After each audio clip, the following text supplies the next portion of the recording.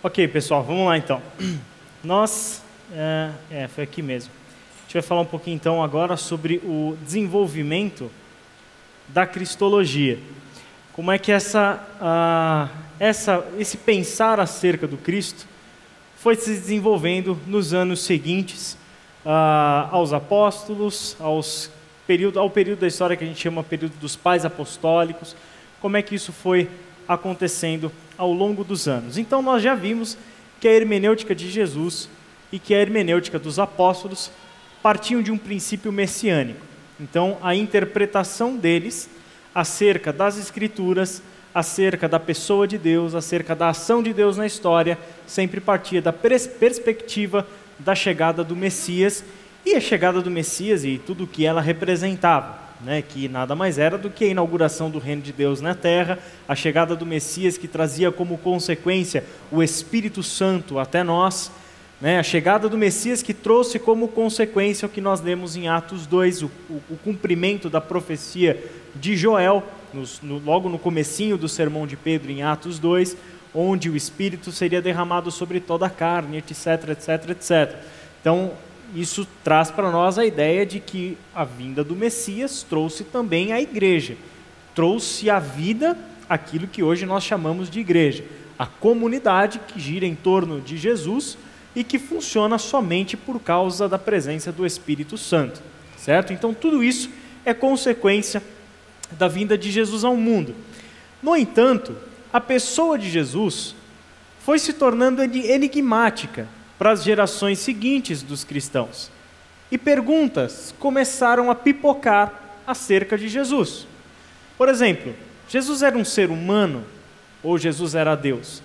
Pensa que a gente já está falando em gerações posteriores, que não viram Jesus, que não conheceram Jesus pessoalmente, gerações que se converteram por causa da mensagem dos apóstolos, e se converteram por causa da mensagem dos discípulos dos apóstolos e por aí vai.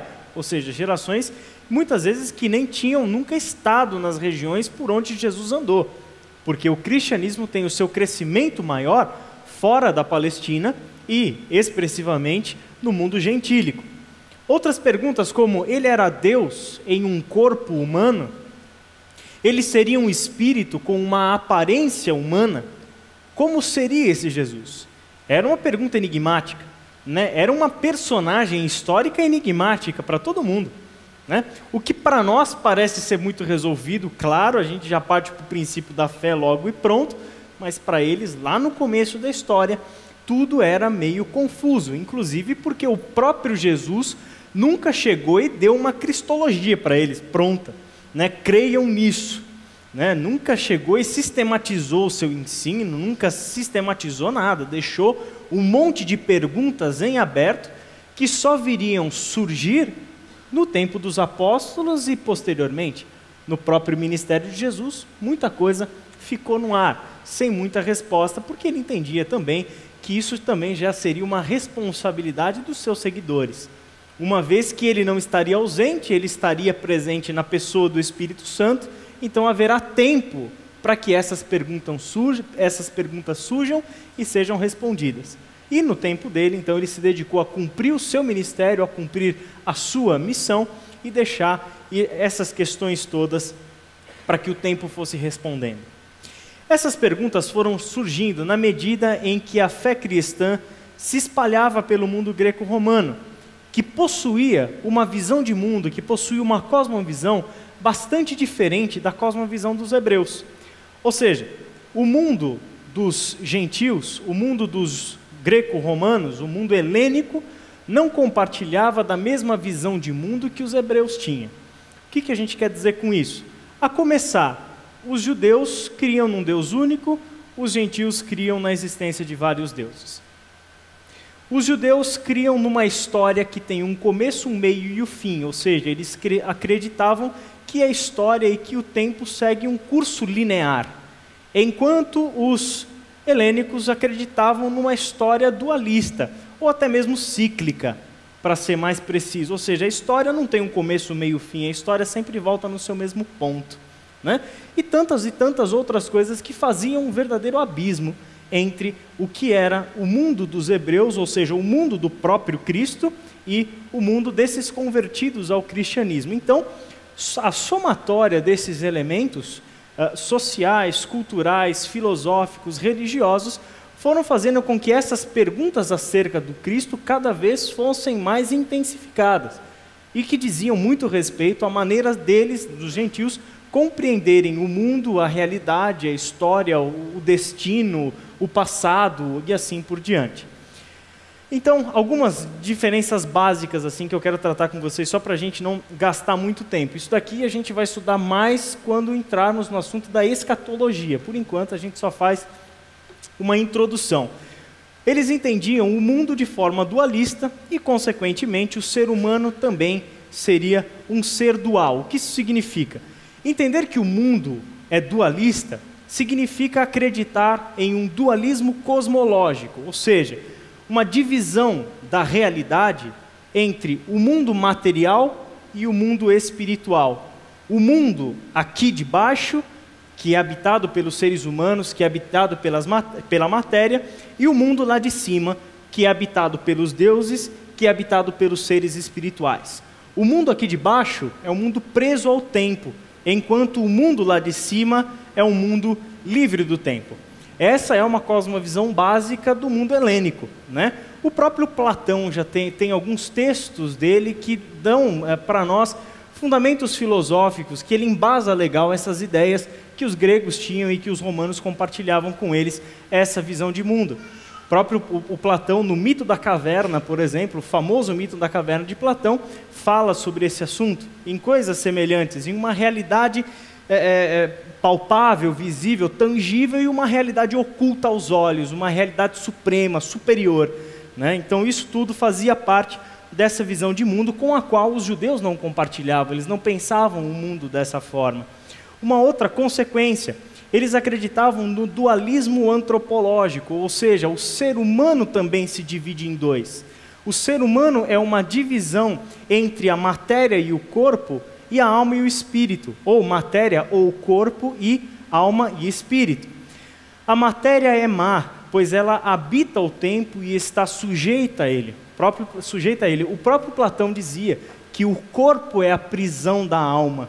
Por quê? Porque a alma, ou o espírito, ele é bom e deseja libertar-se da matéria, ou seja, ele deseja sair da prisão do corpo, porque o corpo está preso ao tempo.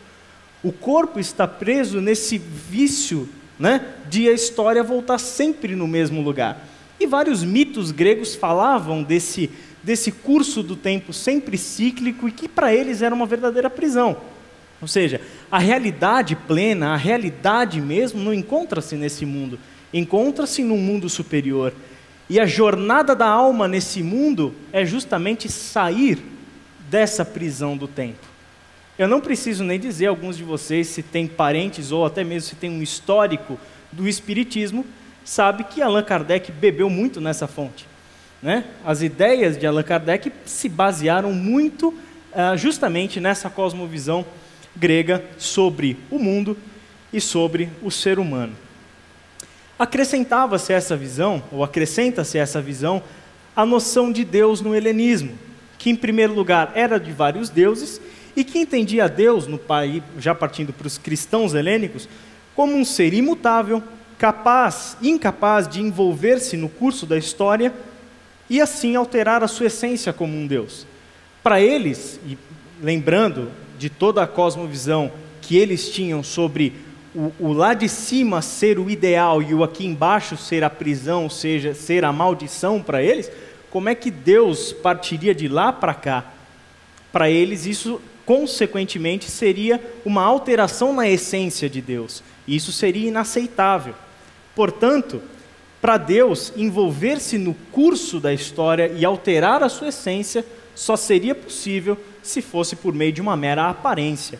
Jamais em um sentido literal, jamais de uma forma física que Deus poderia tomar para vir habitar esse mundo e se envolver no curso da história, se envolver no curso do tempo. Eles faziam uma outra distinção importante, que era a do tempo e da eternidade, né? Para eles, a eternidade era a ausência do tempo.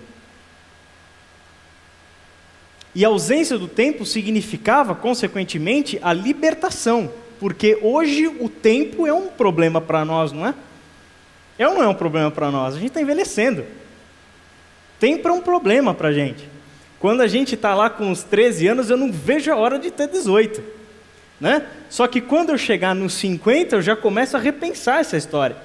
Né? Por quê? Porque eu sei que o tempo é um problema para nós. E chega para todos nós de forma igual. Nós não podemos evitar o curso do tempo, porque a gente sabe o que acontece no final do nosso tempo aqui. Né? Então, para eles, a eternidade é o ideal. Por que o ideal? Porque lá não tem tempo. Só que para o hebreu, jamais se concebeu eternidade dessa forma. Eternidade para eles não é a ausência do tempo, mas a ausência dos limites de tempo. Entende? São cosmovisões diferentes que assim parece só uma questão de palavras, só que a gente vai ver que quando chega em assuntos onde isso vai ser usado na interpretação de quem foi Jesus, isso tem uma influência muito grande, isso tem um peso muito grande. Quando se olha para Jesus, então, com essa perspectiva dualista, o resultado vai ser a separação entre a humanidade de Jesus e a divindade de Jesus. Ou seja, como seria possível Deus, que é o supremo bem, habitar a matéria, que em essência é má?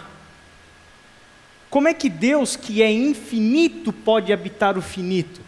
Como é que Deus, que habita no lugar onde não há tempo, pode se limitar ao tempo? Entende? Para eles isso era inconcebível. Então, a maneira de resolver a equação qual que é? A gente precisa fazer uma distinção entre humanidade e entre divindade.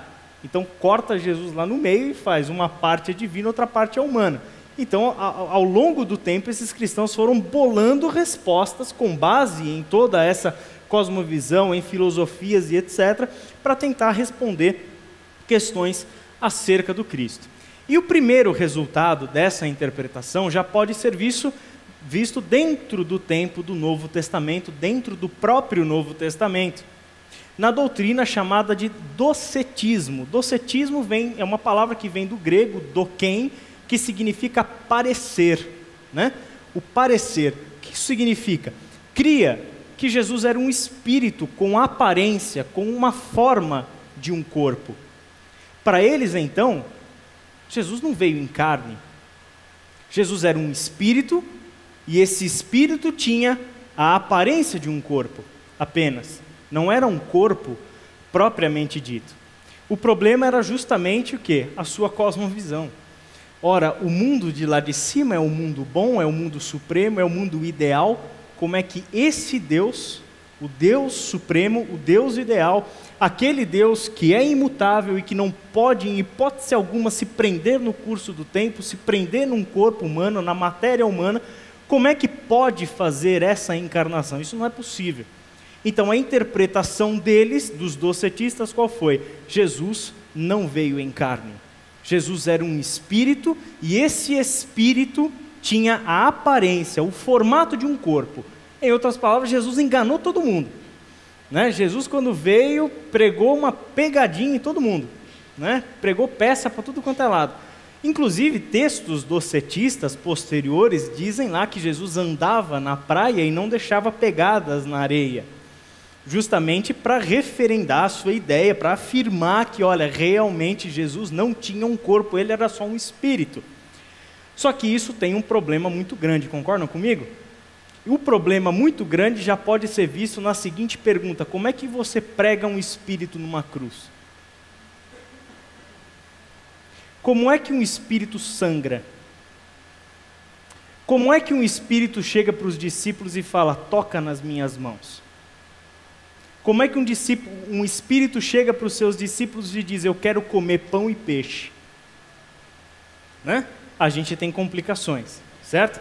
E essas complicações, é justamente nessas complicações que o Evangelho de João e a primeira carta de João, que são textos já do final do primeiro século da era cristã, entre o ano 90 e o ano 100 da era cristã, vai debater.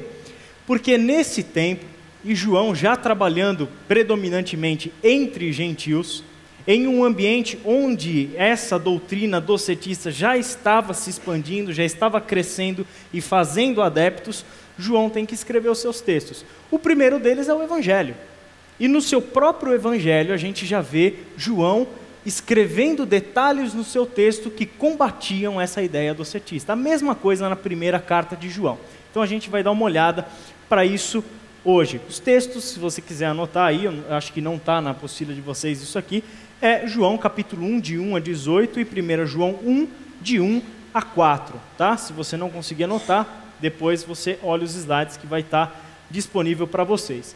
No Evangelho, nos 3 primeiros versículos, João então faz aquela afirmação da pré-existência e da divindade de Jesus, certo? Ele diz o seguinte: no princípio era aquele que é a palavra, ele estava com Deus e era Deus, estava com Deus desde no princípio, e todas as coisas foram feitas por intermédio dele. Sem ele, nada do que existe teria sido feito. Até aqui um texto que nós já lemos. Agora, nós temos no mesmo capítulo 1, João fazendo uma afirmação da humanidade de Jesus, onde ele diz o seguinte: aquele que é a palavra, isso já no versículo 14, ou seja, aquela palavra que eu citei lá nos primeiros versículos, nas primeiras frases, dizendo que aquela palavra estava com Deus e era Deus e por meio dela tudo foi criado. Então, aquela palavra lá tornou-se carne e viveu entre nós. Vimos a sua glória, glória como do unigênito, vindo do Pai, cheio de graça e cheio de verdade. Percebe aqui só nessa frase, né? Aquele que é a palavra veio em carne, habitou entre nós. Umas versões mais antigas, tabernaculou conosco, né? Ele esteve entre nós, fez morada entre nós, onde? Num corpo de carne. Ele não veio habitar um templo, ele não veio habitar uma arca, ele não veio habitar o Santo dos Santos, ele veio habitar um corpo, semelhante ao meu, semelhante ao seu. Um corpo com prazo de validade, um corpo que sente dor, um corpo que tem sentimentos, e que se frustra, e que chora, e que lamenta, e que se emociona, que sente ansiedade, que sente prazer e tudo mais. Um corpo, com todos os detalhes do nosso corpo, da nossa existência. Isso tem uma importância teológica grandíssima, porque a gente sabe que agora Deus, sendo Ele revelado na pessoa de Jesus, Ele pode chegar para você e dizer o seguinte: eu sei tudo o que você sente, eu senti na pele todo o seu sofrimento, toda a sua dor, toda a sua ansiedade, todas as suas emoções, eu senti na pele doenças como você sente, eu senti tudo isso, eu me fiz semelhante a você, para eu poder dizer para você o seguinte: eu entendo você. Eu entendo você não só com o olhar do Criador, mas com o olhar de quem veio ao mundo para vestir a tua roupa. Como a gente costuma dizer, para vestir o teu sapato. Eu vim aqui para ser igual a você. Essa afirmação é fundamental. Jesus veio ao mundo, Ele é Deus que habitou entre nós em carne. E mais do que isso, João afirma no versículo 18, que ninguém jamais viu a Deus, mas o Deus unigênito que está junto do Pai o tornou conhecido.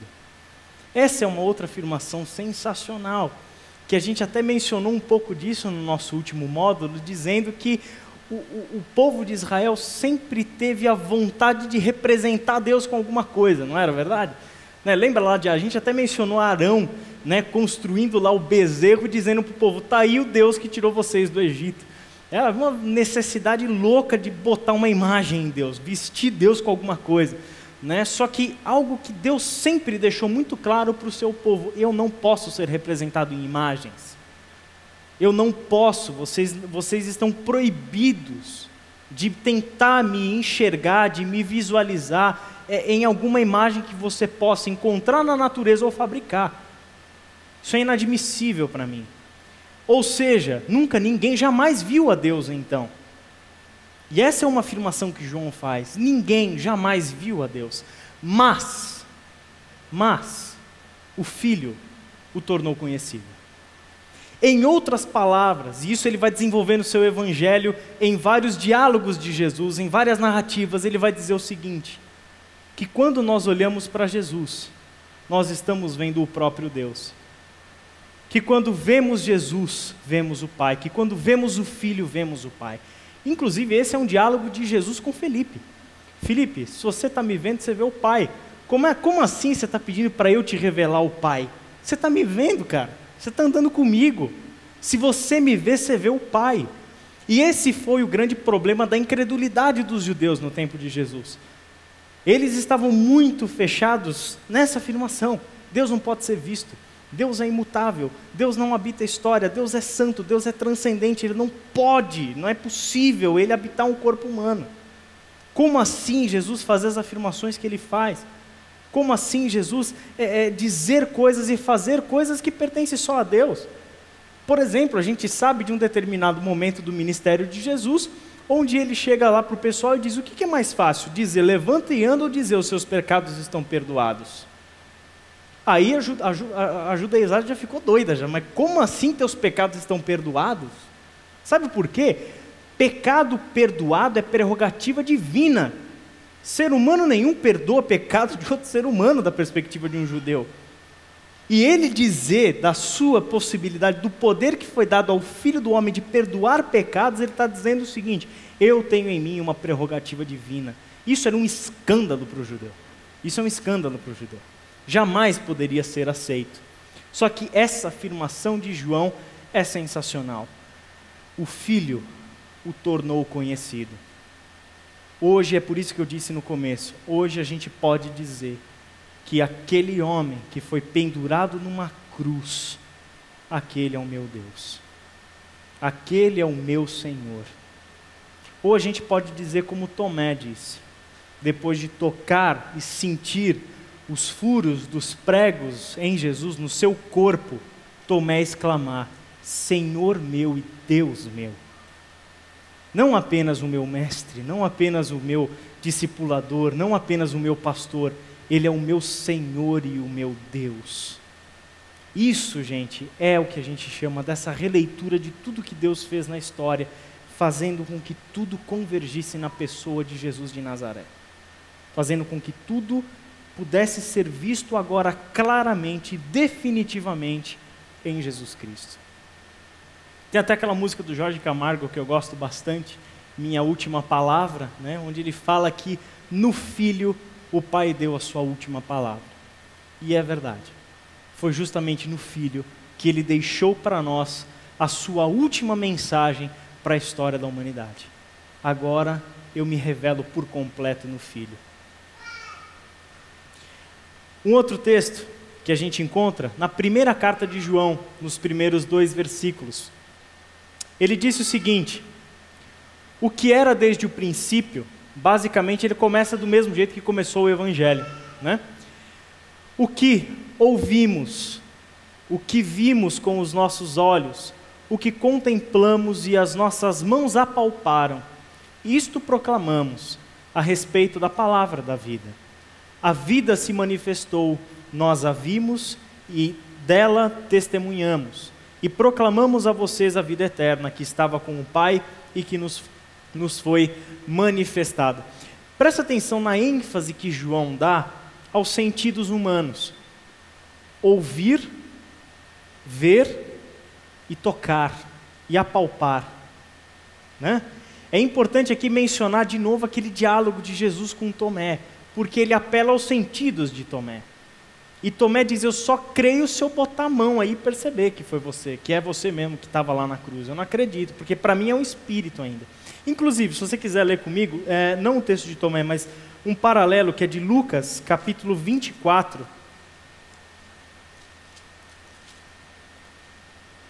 Dos versículos 36 a 42.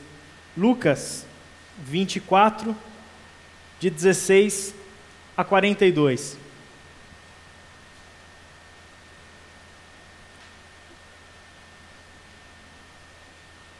Diz assim, enquanto falavam sobre isso, o próprio Jesus apresentou-se a eles e lhes disse, paz seja com vocês.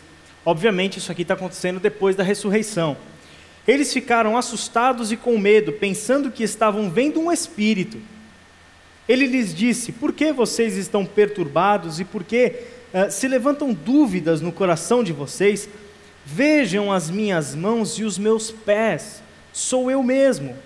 Toquem-me e vejam, um espírito não tem carne nem ossos, como vocês estão vendo que eu tenho. O Cristo pós-ressurreição. Agora, se o Cristo pós-ressurreição é um Cristo de carne e osso, quanto mais o que nasceu de Maria. Percebe? Um espírito não tem carne e osso, um espírito não pode ser apalpado, um espírito não pode ser visto, ouvido e experimentado no relacionamento como vocês estão experimentando. Tendo dito isso, versículo 40, mostrou-lhes as mãos e os pés, e por não crerem ainda, tão cheios estavam de alegria e de espanto, ele lhes perguntou: vocês têm aqui algo para comer? É por isso que nós cristãos adoramos uma festa onde um pratinho de salgado e o de doce, etc. e tal. A gente adora comer junto, né? E essa tradição você pode ver que remonta desde o passado. O Cristo ressuscitado pediu para comer com os discípulos. Vamos fazer um pratinho aqui, né? Vocês têm algo para comer? Deram-lhe um pedaço de peixe assado e ele o comeu na presença deles. Né? A mesma narrativa de Jesus andando com os discípulos, sendo tocado pelos discípulos e comendo com os discípulos, a gente vê em João, a gente vê no livro de Atos, enfim, tudo isso era prova de que o Cristo, mesmo ressuscitado, mesmo recebendo já o seu corpo glorificado, era um Cristo que possuía carne, que possuía osso. Não era um ser abstrato, não era um espírito, era um ser humano como nós somos. Era alguém semelhante a nós. Afirmações como estas que lemos, infelizmente não conseguiram evitar que os ensinos errados e as discussões doutrinárias acontecessem nos séculos seguintes, embora elas tenham sido de grande importância para os pensadores cristãos. As controvérsias doutrinárias que envolviam Jesus receberam destaque nesse tempo, no final do período apostólico. Então, quer dizer, o que a gente vê? Os apóstolos escrevendo e ensinando o pessoal, mas como a gente já está sabendo, assim, até por experiência de todos nós, me parece que a turma não dá muito valor para estudo, para ensino, para conhecimento, né? No geral, a gente vê isso mesmo. Né? O pessoal quer mais a bênção dele, o pessoal mais quer o oba-oba, mais quer só, né, receber aquilo que interessa mesmo, porque esse negócio de ficar estudando é meio cansativo, esse negócio de ficar lendo o que os apóstolos escreveram e ensinaram para nós, é um negócio que, né, toma o nosso tempo. Eu poderia estar em casa agora, curtindo um videogame, uma piscina, uma sauna, uma janta, ou até mesmo a cama, né, ou o Ituano desbancando... não, isso aí não era... desculpa, André, não era para falar isso. Mas tanta coisa que a gente podia estar fazendo, só que não. Só que parece que o conhecimento da doutrina dos apóstolos não é um valor para nós, assim como não foi um valor tão grande naquele tempo. Parece que havia um pouco de desconforto em querer conhecer de verdade como as coisas eram e o que de fato a gente precisa saber para crer. Porque às vezes a gente pode achar que isso aqui é só um conhecimento para ficar na nossa mente, vagando no mundo das ideias, né? Só que esse conhecimento transforma tudo. E a experiência de Paulo que o diga para nós. Esse conhecimento muda quem nós somos. O saber sobre o Cristo, o saber sobre Deus, o ensino correto das Escrituras, muda o nosso caráter, muda o nosso comportamento no mundo, muda os nossos relacionamentos, muda tudo, muda por completo. E vai transformando aos poucos, na medida em que a gente conhece. Porque vai falar para mim que na medida em que você conhece Deus e você conhece mais das Escrituras, você não está se transformando numa pessoa melhor. Você não está se tornando uma esposa melhor, um marido melhor. Você não está se tornando um filho que honra o pai e a mãe. Você não está se tornando uma pessoa que ama a Deus, e porque ama a Deus, você muda os seus relacionamentos e transmite esse amor a Deus às pessoas que estão ao seu redor. O que faz isso é o conhecimento da palavra de Deus. O que faz isso é o conhecimento desses apóstolos. Só que, hoje e lá no passado, muita gente não dava muita atenção para esses ensinos. E os ensinos dos apóstolos logo foram sendo deixados de lado para que se abrissem as especulações filosóficas, para que o cristianismo e para que as escrituras e para que Jesus Cristo cedesse o espaço que ele tinha na revelação de Deus em Jesus e no ensino dos apóstolos para as divagações teológicas, para as filosóficas, para as discussões, para controvérsias que a gente sabe que ao longo da história da igreja levou gente até para fogueira, né? Controvérsia teológica que até matou gente já, entende? Será que esse era o ideal de Deus? Será que isso era o que ele queria? Com certeza não. Significa que em algum ponto nós nos perdemos e nos perdemos feio nessas discussões, ao invés de nos contentarmos com o arroz com feijão. Aquilo que foi escrito por nós, textos que a gente leu, de João, de Pedro, de Jesus, carpinteiro, pescador, não é filósofo, não é teólogo, não é gente que fica lá debatendo horas por dia, não, a gente que está vivendo a vida no chão da existência, está se relacionando com pessoas e está pensando essas coisas a partir da realidade da vida, da concretude da vida. Só que então, esses ensinos simples, básicos e fundamentais foram cedendo espaço para as grandes discussões e para as grandes controvérsias. Eu não quero fazer com que vocês detestem cristologia, certo? Então é por isso que eu vou passar muito rápido por esse assunto, tá? Prometo não entediar vocês a semana toda, porque a partir de amanhã o nosso curso já entra na Bíblia mesmo, e aí a gente vai descobrir na Bíblia sobre Jesus. Hoje eu só quero fechar o nosso encontro de hoje falando rapidamente sobre algumas controvérsias cristológicas, e se não der tempo, depois a gente só faz uma menção rápida, ou de qualquer forma você vai ter esses textos com vocês. A primeira delas, então, a gente já viu que foi o docetismo, que nasceu ainda no primeiro século e que continuou a crescer no segundo século. Com o docetismo também deu-se a tendência de entender Jesus uniliteralmente em termos da sua divindade. Desenvolveu-se sobretudo em círculos gnósticos. O que é o gnosticismo? O gnosticismo foi uma seita cristã que se desenvolveu fortemente do final do primeiro século e ganhou muita força no segundo, no terceiro século da era cristã, e que ensinava uma porção de coisas bastante diferentes daquilo que os apóstolos ensinaram. Era uma seita do cristianismo, era uma via lá do cristianismo, que entendia Jesus, as Escrituras e tudo mais, de uma perspectiva bastante filosófica, bastante religiosa, do ponto de vista da religião dos gentios, ou seja, não tinha aquele chão das Escrituras hebraicas, dos ensinos dos apóstolos e etc. Né? Então o gnosticismo foi essa seita que cresceu bastante, inclusive os pais apostólicos também eram chamados de pais antignósticos, porque a maior parte dos textos que eles produziram justamente foi para responder às heresias que os gnósticos ensinaram acerca do Cristo, ok? E fez parte do gnosticismo a doutrina docetista.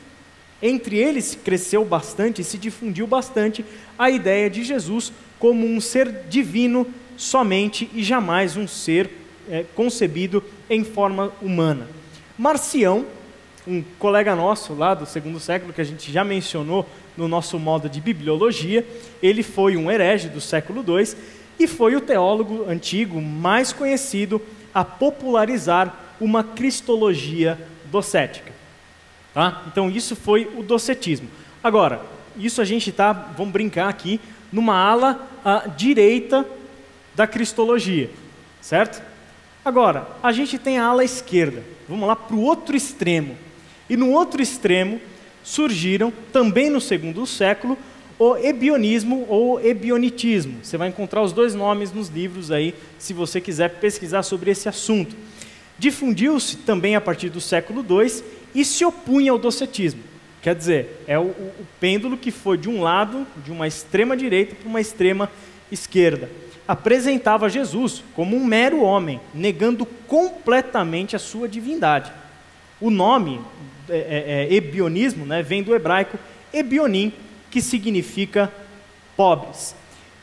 Como o docetismo estava interpretando Jesus à luz da filosofia, da religião, ou seja, do mundo helênico, O ebionismo, por um outro lado, interpretava Jesus com os fundamentos judaicos, com os fundamentos teológicos judaicos. Então, pensando num Deus transcendente e santo, ou seja, um Deus totalmente separado da sua criação, onde eles chegam à conclusão de que Deus é Deus, humanidade é humanidade, e essas coisas não se misturam. Se misturar isso aqui vai dar problema, então deixa Deus no seu lugar de transcendente e santo e o ser humano no seu lugar de criatura. Jamais a gente pode imaginar que um entrou no mundo do outro. Então, consequentemente, Deus continua lá no seu lugar de santidade e transcendência, enquanto Jesus era meramente um ser humano. Os ebionistas, então, pertenciam aos círculos judaicos dos cristãos, enquanto os docetistas pertenciam aos círculos dos helênicos, como a gente já mencionou. Docetistas e ebionistas se tornaram representantes, então, de dois polos de interpretação cristológica. É por isso que eu disse, eu vou falar esses dois e o resto é com vocês depois. Eu não vou ficar entediando vocês com essas controvérsias históricas, apesar de que eu gosto de falar sobre isso. Só que a gente tem aqui docetistas e ebionitas. Docetistas, por um lado, que afirmavam que Jesus era somente Deus. E ebionitas, de um outro lado, dizendo que Jesus era somente homem. Certo? Com esses dois polos interpretativos, vieram as escolas seguintes, vieram as doutrinas seguintes, todas puxando ou para um lado ou para o outro. Todas puxavam e defendiam ou a divindade ou a humanidade de Jesus. Conciliar as duas coisas era muito complicado, e geralmente quando tentavam, dava em problema também. Porque não é só a gente fazer uma afirmação, né? Lá na frente a gente tem que sustentar aquilo que a gente disse. E aí chega a pontos onde a gente encontra os erros. Por exemplo, do docetismo, como a gente falou, como é que você pendura um espírito numa cruz? Quer dizer, afirmar que Jesus era só espírito, tudo bem, mas tem as suas consequências, tem os seus desdobramentos. E nos desdobramentos é que a gente encontra os erros doutrinários, certo? Então, eles se formaram aí como dois polos interpretativos. E embora eles estavam debatendo em alas antagônicas, né, ambos representavam, na realidade, o lado da mesma moeda, que era a rejeição de uma encarnação de Deus no homem Jesus. Ou seja, nos seus extremos, os dois estão nos extremos, mas do mesmo lado, do lado da mesma moeda. Ambos rejeitam a possibilidade de uma encarnação real da pessoa de Deus na pessoa de Jesus. Isso aqui eles tinham em comum, embora não se apercebessem dessa realidade, que o que realmente os separava era a impossibilidade de crer que Deus habitou, encarnou um ser humano. Outros dois, só de exemplo, prometo que é só de exemplo. A gente tem o modalismo, ou também conhecido como sabelianismo, que foi uma doutrina proposta por um cara chamado Sabélio, que foi bispo de Roma no século III, e ele seguia justamente o viés do docetismo, rejeitava a encarnação real de Deus em Jesus. O sabelianismo ensinava que só existe uma pessoa divina e que esse é o Deus o Pai, e que se manifesta em três formas: no Pai, no Filho e no Espírito Santo. Aqui a gente já está vendo o nascimento da doutrina da Trindade também, já deu para perceber, certo? Ou seja, Deus apresentou-se em três pessoas, mas só que Deus não existe eternamente dessa forma. Qual é a consequência? Qual é o desdobramento? Jesus não passou de uma máscara temporária que Deus vestiu. Ou seja, existe a pessoa divina, existe o Deus único. Só que, no curso da história, ele se apresenta de forma diferente. Para Israel, ele se apresentou como Deus, Pai, Criador, o Todo-Poderoso. Em Jesus, ele se apresentou como Filho. Só que, quando Jesus morre e ressuscita, ele deixa de se apresentar em Jesus como um Filho para se apresentar no Espírito, como aquele que está presente na vida da igreja. Qual é o problema aqui? Aí a gente já está vendo esses desdobramentos, quer dizer, só da cristologia a gente já está entrando também na doutrina da Trindade, para tentar entender quem foi Jesus. Olha a complicação, né? Isso aqui nem toca a pontinha do iceberg ainda, né? A complicação vai ficar muito pior depois. significa então que essa doutrina, claro, não foi aceita, não tinha como ser aceita, porque não era possível que Deus vestisse uma máscara temporária só para se revelar e depois saísse fora e Jesus já não teria mais a sua importância, porque agora ele já está noutra, agora ele já está no Espírito, né? Então significa o quê? Até dizer para nós que ele estava no Pai, no Filho e no Espírito Santo, ok. O problema é dizer que ele não existe eternamente nas três pessoas. Nós cremos, a doutrina da Trindade que nós cremos é que Deus é Pai, Deus é Filho e Deus é Espírito Santo, que o Filho não é o Pai, que o Espírito não é o Filho e vice-versa, e que os três são três pessoas distintas, mas que compartilham de uma mesma essência, certo? Mas a doutrina da Trindade fica para uma outra hora. Adocionismo, só para a gente fechar, era uma outra doutrina proposta por Paulo de Samósata. Ele foi bispo de Antioquia, também no século III. Ele ensinou que Jesus era homem e que ascendeu espiritual e moralmente ao nível da semelhança com Deus. Por isso, foi adotado por Deus como seu filho único. É a teoria da adoção, a doutrina da adoção. Quer dizer, Jesus foi um homem espetacular. Se destacou tanto aos olhos de Deus em níveis espirituais e morais que Deus falou, esse aqui vai ser o meu filho único. E adotou Jesus no ato do batismo de Jesus. E ali então, até tem o texto, né? Esse é o meu filho em quem me agrada e tudo mais. Ou seja, ali foi o momento em que Deus olhou para Jesus e falou, esse aqui eu vou adotar como filho meu, né? Então ele negava, consequentemente, nascimento virginal, negava todas essas coisas. Não cria de forma alguma que Jesus era Deus desde o seu nascimento, mas que ele se tornou o Filho de Deus por um ato de adoção. E para fechar, o arianismo, que foi uma doutrina proposta por Ário, também no século III, século IV. Ele foi diácono de Alexandria e que foi influenciado pelos teólogos adocionistas Luciano de Antioquia e Paulo de Samósata. Ele ensinava que Jesus foi apenas uma criatura e não o Deus eterno, até aí semelhante a outras doutrinas que a gente já tinha visto. Só que ele fez uma complicação ainda maior na sua doutrina, no seu ensino. Para ele, Jesus era o Logos. Logos é aquela palavra lá de João capítulo 1. No princípio era o Logos, no princípio era a palavra. Então, no princípio era o Logos, que era o Filho de Deus, que existia antes da criação, só que ele não era Deus, de forma alguma. Quer dizer, aqui você já tem uma negação do próprio texto de João, né? Ele já está lendo João e já riscou aquela parte de que ele era Deus. Não, ele não era Deus.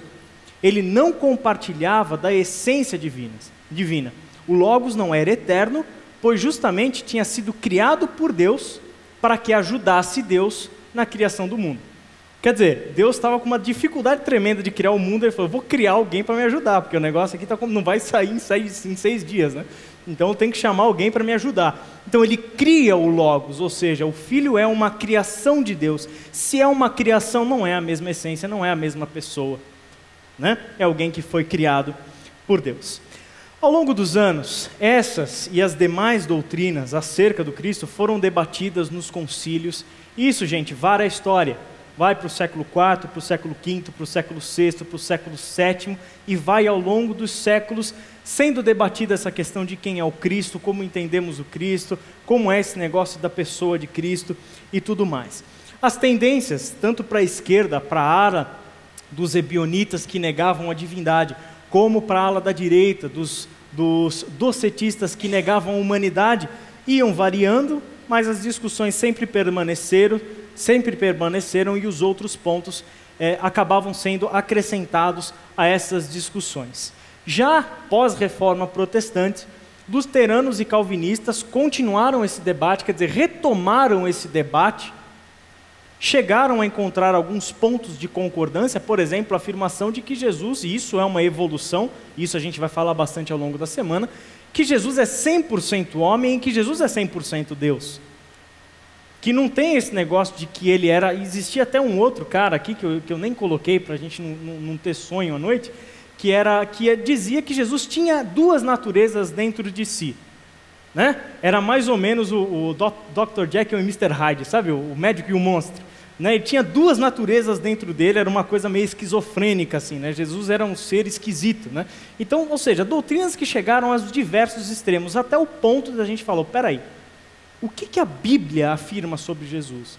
A gente tem afirmações no Novo Testamento de que Jesus é Deus, nós temos afirmações de que Jesus é Deus, mas nós temos afirmações de que Jesus é homem, nós temos afirmações de que Jesus é homem.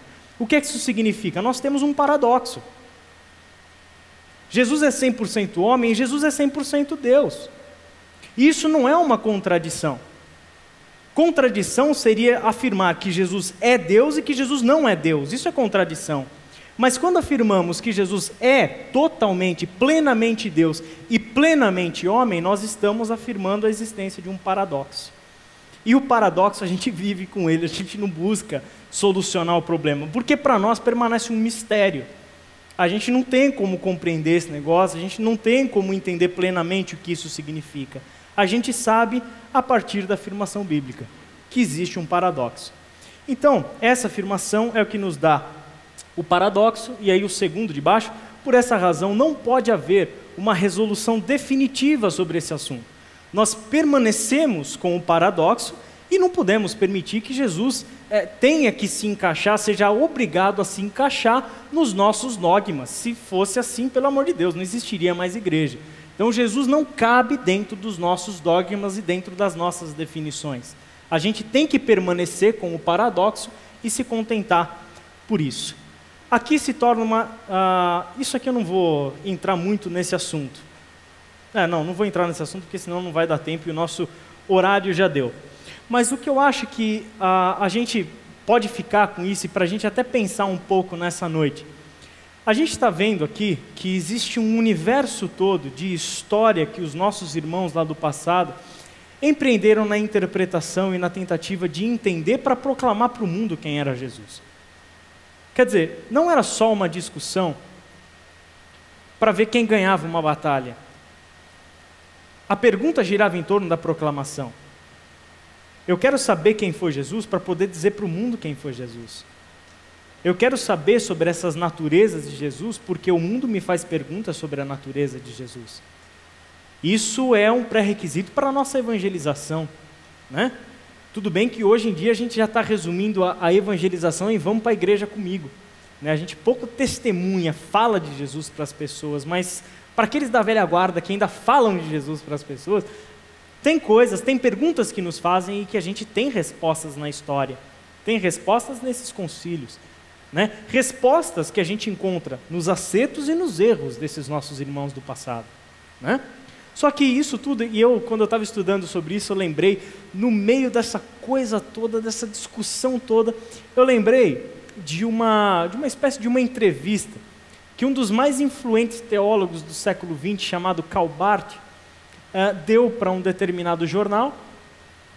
E esse determinado jornal, o entrevistador chegou para o Karl Barth e perguntou o seguinte: Karl Barth, em todos esses seus anos de pesquisa teológica, baita de um professor, com inúmeras publicações, em todos esses seus anos estudando teologia, estudando a história da teologia, estudando os dogmas, as línguas originais, filosofia e tudo mais, em todos esses seus anos estudando tudo isso, qual foi a verdade teológica mais profunda com a qual você já se deparou? Aí disse que Karl Barth baixou a cabeça, pensou por alguns segundos, levantou a cabeça, sorriu e respondeu para o repórter: Jesus me ama, isso eu sei, pois a Bíblia assim o diz. Essa é a afirmação de um cântico infantil. Vocês estão lembrados dessa música? Eu aprendi quando era pequena essa música. Jesus me ama, e disso eu sei, porque a Bíblia assim me diz. No meio de todas essas discussões, no meio de todas essas polarizações, e desse conhecimento que se desdobra para nós, que se abre para nós como um leque, a verdade mais profunda que a gente pode encontrar é que Jesus me ama. Tudo isso que Ele fez na história, tudo que Deus fez na história e tudo que nós já vivemos até hoje, é para Deus dizer para você, falar o seu nome e dizer o seguinte: eu te amo. E isso é o que a Escritura me diz, e isso me basta. Certo? Gente, a gente vai encerrar por hoje. Amanhã nós teremos o nosso encontro normalmente. André, você quer fechar? Tá. Amanhã, pessoal, só um detalhe, eu não vou estar aqui, então quem vai estar no meu lugar é o nosso querido professor Fábio Carrem, certo? Eu tenho um compromisso que infelizmente teve um conflito na agenda, eu não vou poder estar aqui, mas o Fábio Carrem estará com vocês e eu espero ser aceito por vocês depois da aula do Fábio. Espero poder continuar, inclusive não ter nenhum protesto para me tirar assim e tudo mais. Certo? Amanhã o Fábio vai falar sobre as promessas messiânicas no Antigo Testamento e dar uma ênfase na promessa da nova aliança, principalmente em Jeremias. E aí, na quarta-feira, a gente continua juntos o nosso estudo e vamos até sexta, certo? Gente, bom descanso para vocês e até quarta-feira.